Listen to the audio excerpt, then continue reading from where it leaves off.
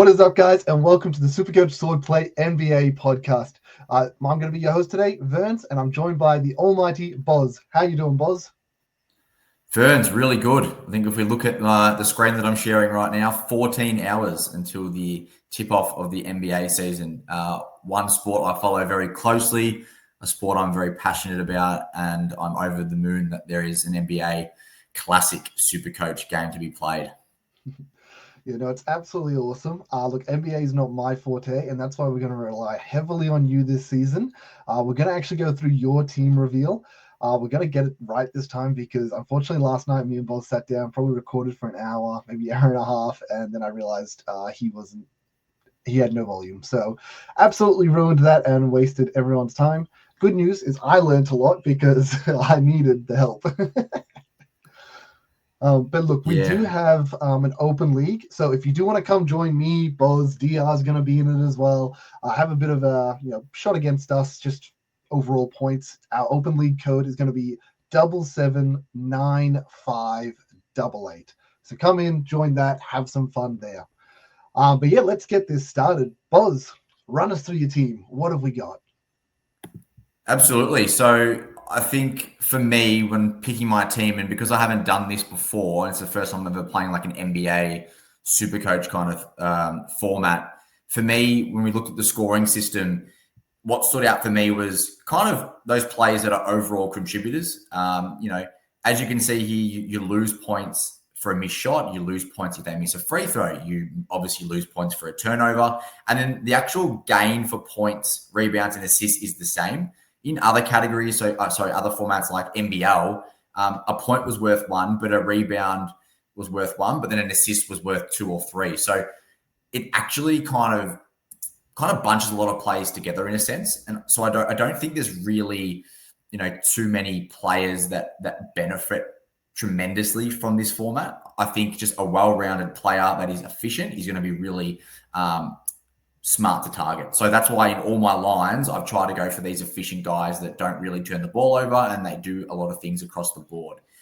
So I love that word, efficient. Definitely what you want to be looking at in this format. Don't want a guy going 15 from 35 because as much as he scored 30 points, he got a minus 20 from all the missed shots. So he only got 10 points for that. So definitely efficient. Love that wording. Yeah, definitely. So look, you'll see these flashy guys that, put up those 30-point games, but if they're not doing it efficiently, you shouldn't be surprised as to why they're not scoring very well. But without further ado, my first pick is the reigning MVP. It is Shai Gilgeous-Alexander. Now, for some reason, is that updating for you on your screen? No, it did not. Yeah, hold on. Let's see if that's going to work again. No. He's in my flex. He's in your flex. We did this last night. I'm going back to point guard and I'm plugging him in there. That's where he belongs. Okay. Shai, as I just said, he does everything really well. Gets great defensive stats for a guard. He's really efficient for a guard. Awesome free throw shooter. Gets a decent amount of rebounds and assists per game. Not as much as some of the premium point guards, but he just does everything super, super well. And he's a no-brainer. I think he's still going to be motivated to come into this season. I think he's young enough and OKC are young enough to have that hunger to want to go back-to-back. And I see him with his early fixture, and I'm sure we'll talk about fixture a little bit later, that he is someone that you should be targeting. I'm going to pair SGA with Derek White. Now, Derek White is someone who is very similar to SGA, maybe not as good, but he does a lot of things across the board. And you'll be hearing that kind of term from me a lot in this team reveal. So Derek White, really good three-point shooter, really good free throw shooter. He blocks really well. I think these two guards actually were the two highest block per game guards last season. And he's going to have a really big role now in Boston. So Jason Tatum is out with an Achilles. Jaylen Brown had a few off-season surgeries that are putting him in a little bit of doubt. So I really think Derek White's going to carry a lot of the load. A lot of people are probably thinking, Boston, they've lost Tatum. They're going to be pretty crap this year. I don't actually think that. The East is a very weak conference. I actually think Boston will be okay. I actually think they'll try to compete for as long as they can in the hopes that Tatum does return later in the season. So, yeah, Derek White for me was a no-brainer there. My first rookie, my first cash generator is going to be Edgecombe from Philadelphia, 46% owned. Had a decent preseason. It's been said that he should be starting, and that's all I want to hear from our rookies. We want rookies that are going to play. We want rookies that we can trust. Look, he's going to have his issues with his percentages. All rookies do, and even his turnovers. They got to take some time to figure the game out. but at 4.9 million for a starting player, he should be getting 25 minutes a night. I really back this kid in. Look, not ideal. He does have 2 games to start. But, at the same time, it's probably a blessing in disguise. If he really does do terribly after 2 games, he won't actually change in price. And I can actually move him to another maybe point guard that's kind of surprised us in a way. And there's a couple of options that we can touch on a little later. My first shooting guard, I have a player that I expect to beat his price and to have a big year is Devin Booker. So Devin Booker, superstar player, played alongside Kevin Durant last year. Durant's moved out of Phoenix now. Devin Booker has the keys to the team again. They're going to be pretty bad though, Phoenix, but I think early season, Devin Booker's going to put up some big numbers. So look, he's one of the ones that we may see a little bit of points missing due to some field goal issues because he has to do a lot more shooting, but I think he does a lot other things really well that will obviously balance that score out. So yeah, really happy to start Devin Booker.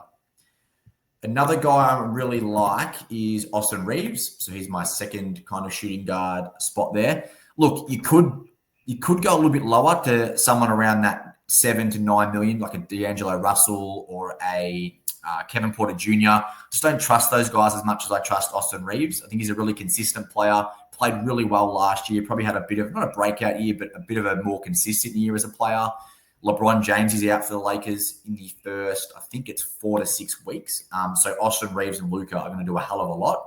And I do really like, again, how efficient Austin Reeves is for that shooting guard. So I think Reeves will be a decent selection. Don't think he's going to really beat his price too much, but I do think that I just need someone who I can kind of trust and I know what score they're going to put out each and every week. Plus, the Lakers have a really, really nice starting fixture as well.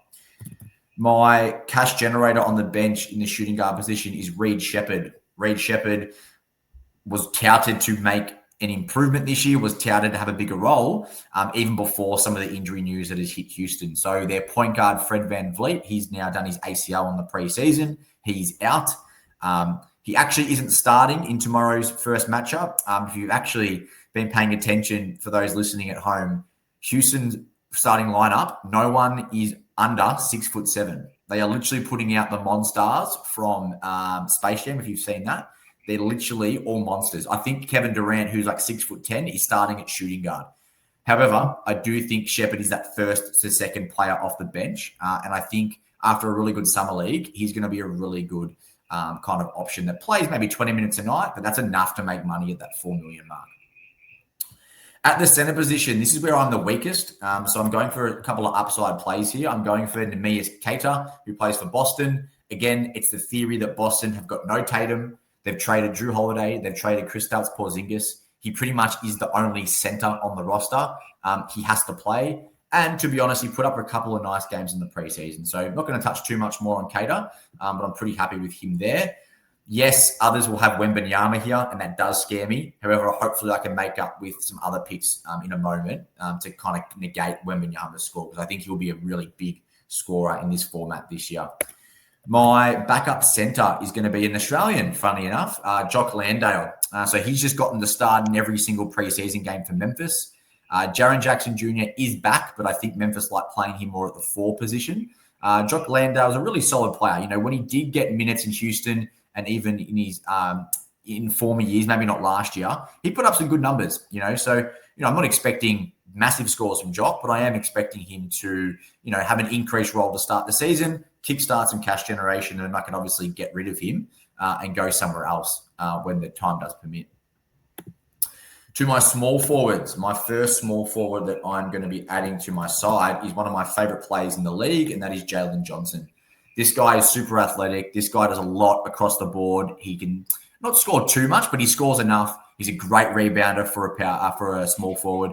He's an awesome assister from that position. So he gets like 5-6 assists a game. Really good defensive stats. Only thing is very injury prone because he's so athletic. He's often rolling an ankle, hurting a knee, even had a few issues with his shoulders in the past. I'm just hoping, fingers crossed, for a season that kind of is one where he plays more than, as you can see here on the right-hand side, 34 games. Okay, there are 82 games in the season. If he can get 65 to 70 games, he's someone that I could probably see in my team the entire year, besides those weeks where Atlanta might have a really, really poor fixture. Alongside Jalen Johnson, we're going to put in a breakout player, and that is Martis Buzelis from Chicago. The end of last year, I know Chicago were tanking and they weren't playing Nikola Vucevic as much, and they probably had a few players that were out, but this guy was probably their second best player. He is going to do a lot more than his price tag.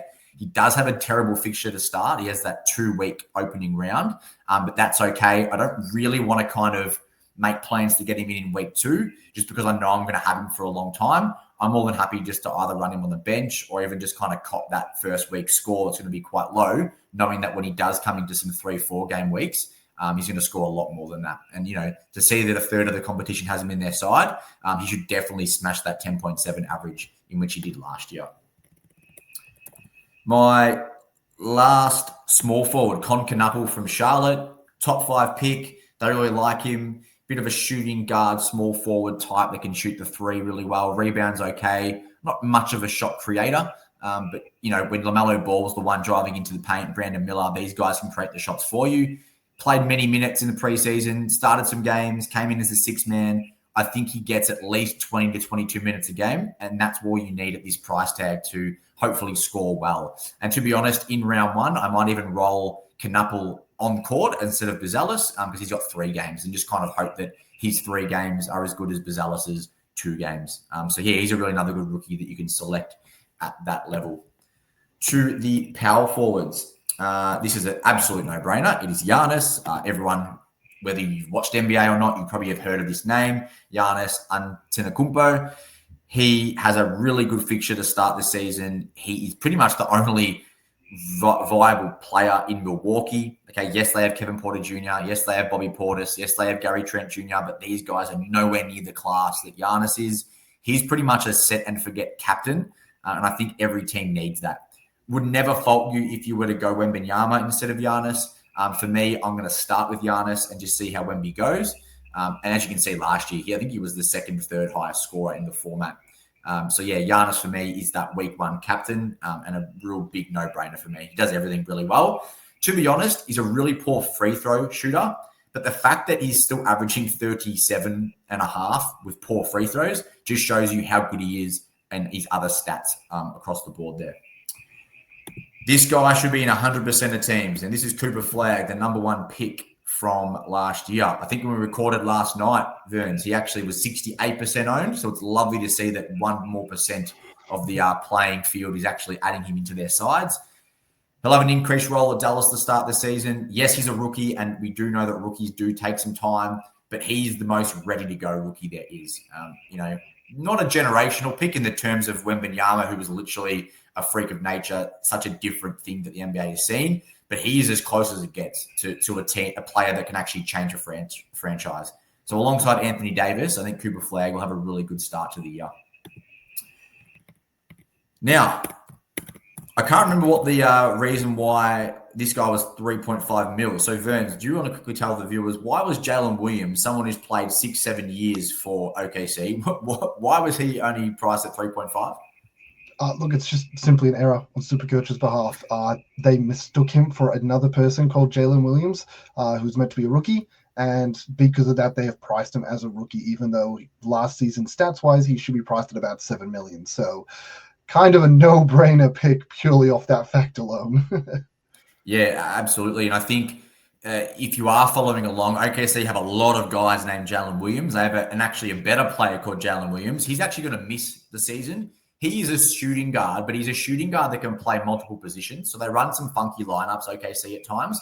And I think the fact that he's going to miss maybe the first couple of games really bodes well for this Jalen Williams to come in and get some early court time. Yes, his direct kind of replacement is Isaiah Hartenstein, who is going to play, and Chet Holmgren. But I do think there would be at least 15 minutes a night for Jalen Williams here across the power forward center positions. And look, to be honest, he's 3.5 million. He's pretty much the lowest you can be. So we are expecting him to definitely improve on that mark early days. And lastly, my flex. My flex is a guy who pretty much has fallen into a big role at Indiana. He was someone, Nembhard, who had a really good playoffs last year, even when Tyrese Halliburton was playing. However, if those who watch NBA would know that Halliburton tore his Achilles in Game 7 of the NBA Finals last year, which means that Nembhard pretty much has the starting point guard position. Their other six-man point guard TJ McConnell has also been injured in the preseason. He's out for 4 weeks. So look, this guy has a big, big chance to explode, especially at the start of the season. Now, what I said yesterday in the same podcast, Verns, was sometimes when the role increases, the inefficiency also increases. Like Nembhard's never really been a great shooter. But in saying that, I think he will do a lot more rebounding, assisting. He's a great defender, so he might increase his steals, increase his blocks per game, and that's going to kind of counterbalance or even improve his score compared to those points he might miss if he's shooting, let's say, 42% as opposed to 44% from the field. So I think from that mid-range price, Nembhard's probably the best that you'll get in terms of outdoing that significantly, making some really good kind of mid-price cash. So yeah, that's my squad. As you can see, VC on SGA and the C on Giannis. And I'll probably end up swapping these two, and that's how my court will start as of week 1. Looking good, mate. Looking good. Look, just for all those that I guess haven't really played other formats besides just standard NRL or AFL, the VC and C, the VC is kind of irrelevant in this format, if I had to be honest. You're not going to VC loop at all, and it's probably not even going to be relevant because the teams are playing 4 games. Even if your captain missed 2 games, they're still going to it's still going to play a game or 2, and it's not going to be relevant, the VC. So, yeah, you're not looping. You're not really using it. It's just there for the fun of it, I guess. Yeah, that's a great shout. I actually had someone on Twitter message me this morning being like, oh, is this a good VC option for NBA? And I said, look, it is a great VC option, except for the fact that you won't actually need to use that VC option because, as you said, yeah, you never know. They might explode one game and then get injured the next, and then you just screwed yourself. So just kind of back yourself in with that captain call each and every week. Yeah, awesome. Well, look, before we jump into some players that maybe you didn't bring up in your team, we will talk a bit about the fixture because that's probably one of the most important things in this kind of game. For those that have played BBL or NBL in the past, the way it works is the extra games each round are cumulative. So if you play 4 games that round, it's going to be all 4 games points total together to give you your round points for that. So the more games you have in the round, the better it is. So fixture is super important in this. We mentioned it as Boz was sort of going through his team. There's a few teams that have 2 game weeks to start. Every other team has 3 game weeks. So there's 6 teams that have 2 game weeks. You definitely want to avoid their premiums, starting them. Now, what I would recommend is going to Arson Dragon's Twitter feed. Huge shout out to him. He has a beautiful fixture guide on his page. So just at Arson Dragon on X, find him, find his fixture. It is incredible. We'll throw a link down below to it so you can find your way there. But yeah, it is amazing. And it makes life so much easier when you're planning your early team. Now, because of this as well, there are some teams, I guess, have premium fixtures and some that don't have the best. The best fixture in the game would definitely be Golden State's round 1, 3 games into 3 rounds of 4 game weeks. That's the best fixture in the game, full stop. They're the only team that has it. Unfortunately, Golden State isn't the greatest, I guess, fantasy aspects, but there is maybe a couple of players we'll talk about a little bit later that you can consider. Going outside of that, you're probably looking at the teams that have 3 games into 4 games, and sort of from there, the next sort of best teams. The other thing we will mention is standard Supercoach. 3 games have to be played for a price adjustment to be made. So if you only play 2 games in round 1, Boz sort of mentioned it, you're not going to have a price adjustment. You will notice he doesn't actually have Ace Bailey in his team, who's a very highly owned rookie. He is a rookie who's playing for Utah. I believe Boz has a bit more information about him. But more or less with this, if Ace Bailey ends up popping off and being a viable option, his price isn't going to change after round 1. And Boz can just pivot to him by round 2, and he loses nothing. Loses nothing for it. But yeah, they're just very safe moves you can sort of make. Did you want to cover Ace Bailey real quickly as to why he's not in your team?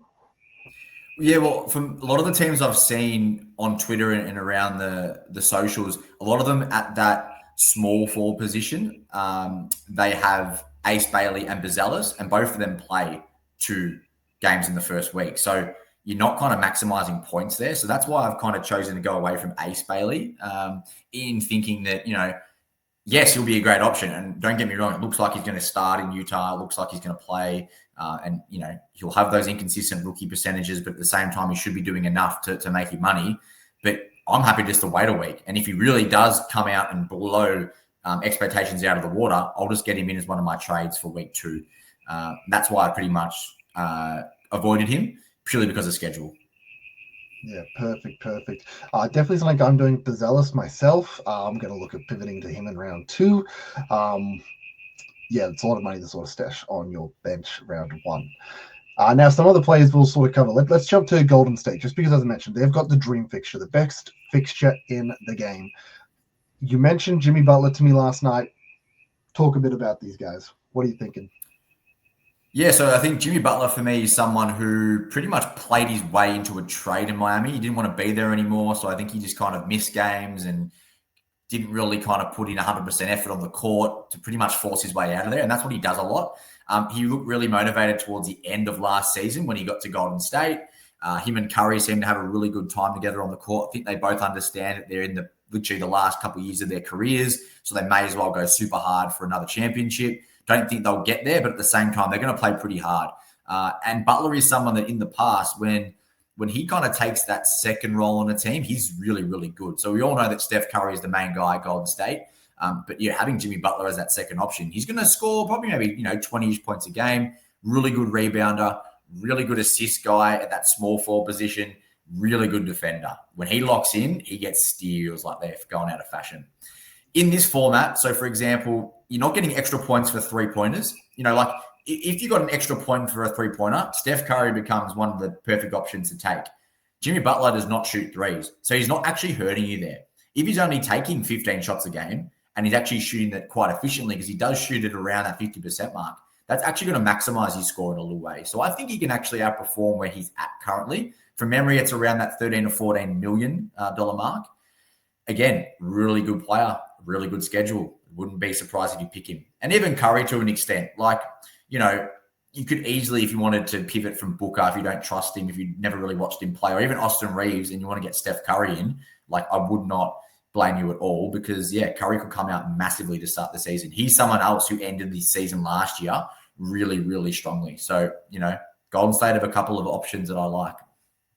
Yeah, and I guess with that, look, if you end up with 2 extra games in your fixture, even if Butler's just playing to his $14.5 million price tag, that may be, the similar value of the amount of points he gets is similar to maybe a 17, 18 million guy, because he's put in 2 extra games in that period of time. So, even if you play to your price tag with a good fixture, it can be very worth it.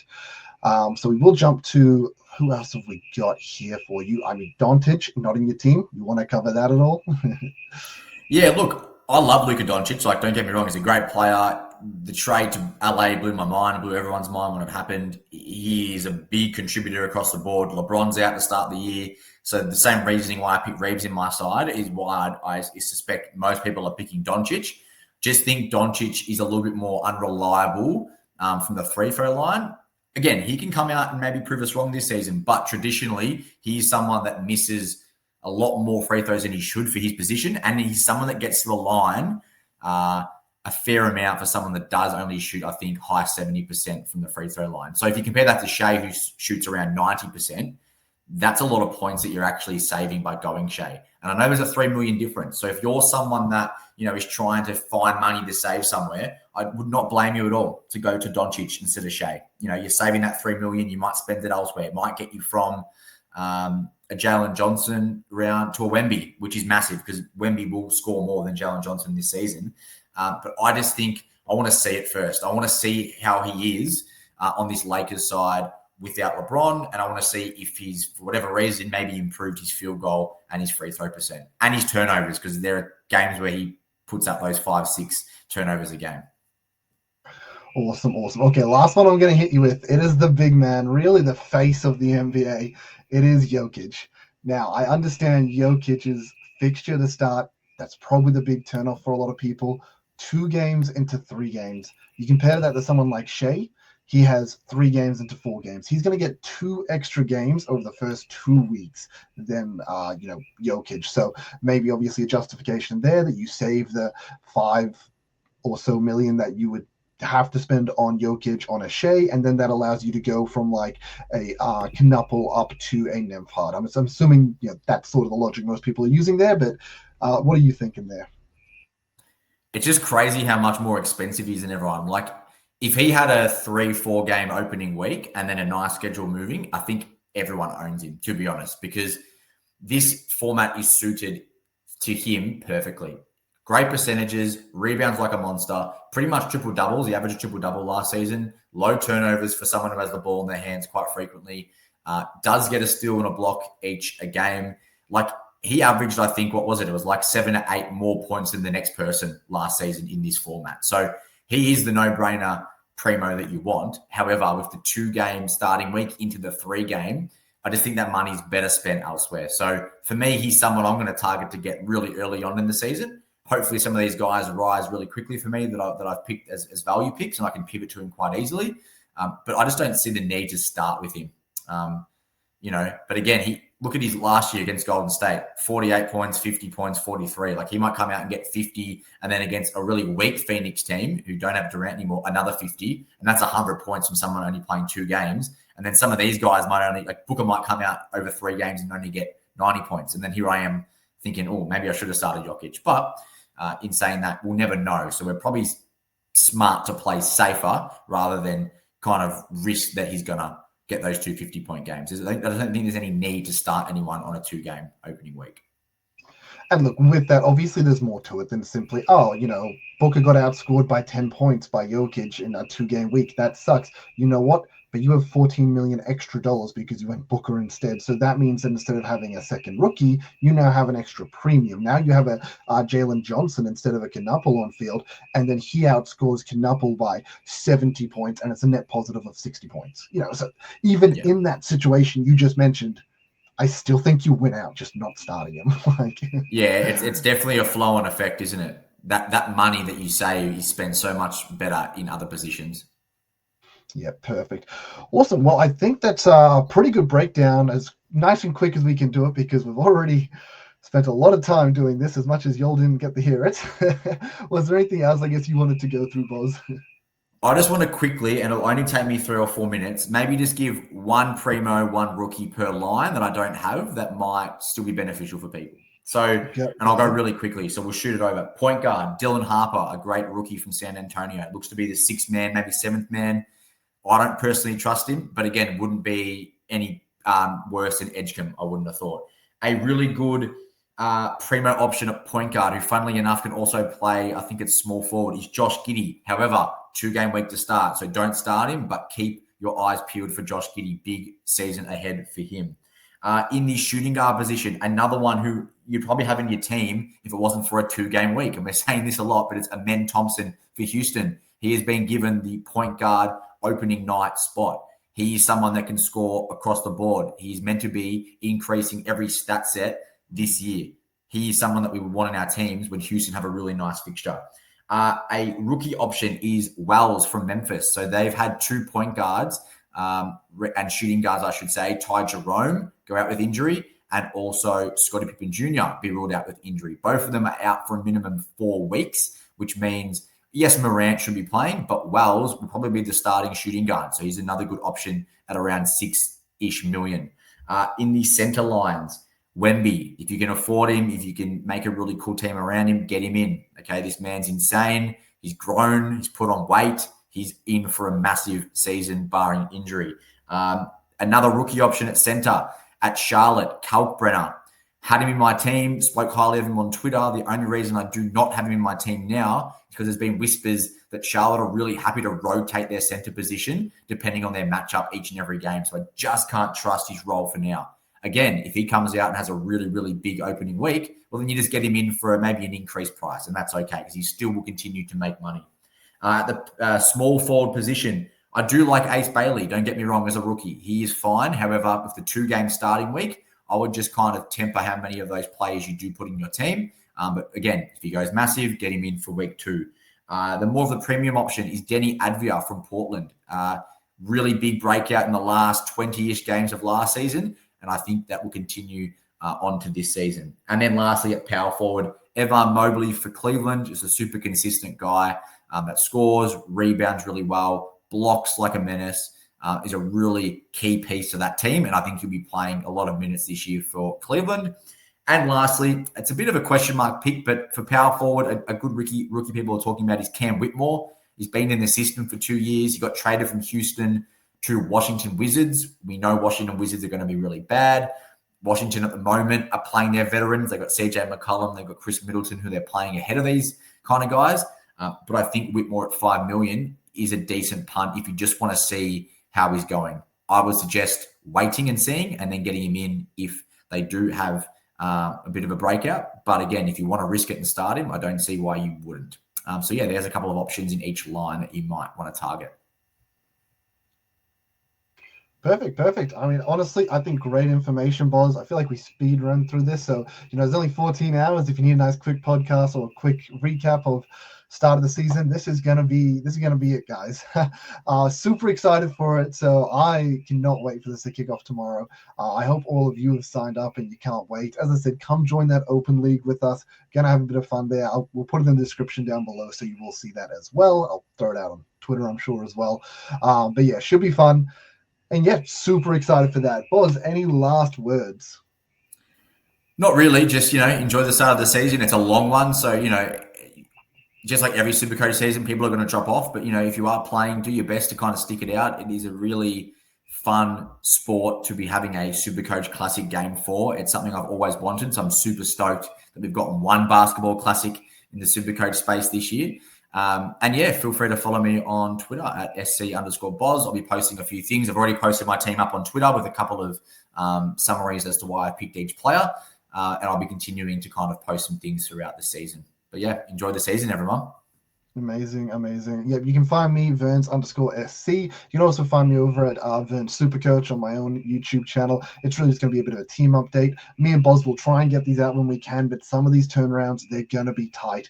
A round's going to end 6 p.m. one night, start at 8 a.m. the following day.